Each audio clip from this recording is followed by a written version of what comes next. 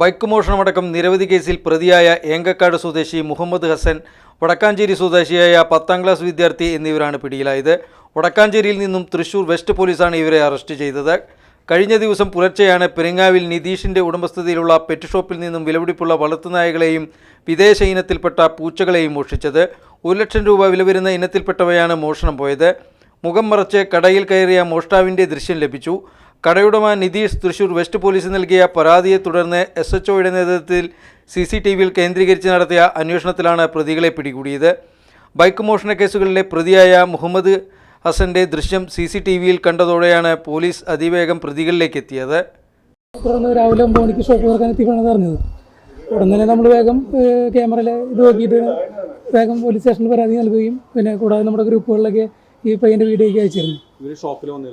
അന്നത്തെ ദിവസം വന്നിരുന്നില്ല. നമ്മൾ അന്നത്തെ ഉള്ളിൽ നോക്കിയിരുന്നു. ഷോപ്പിൽ ഇവരാരും വന്നിട്ടില്ല. അങ്ങനെയാണ് തുടർന്നാണ് സ്റ്റേഷനിൽ പരാതിപ്പെടുകയും അടുത്തുള്ള CCTVകളും കൂടി പരിശോധിച്ചിട്ട് പെട്ടെന്ന് ഇവരിലേക്ക് എത്തിച്ചേരുകയുണ്ടായി.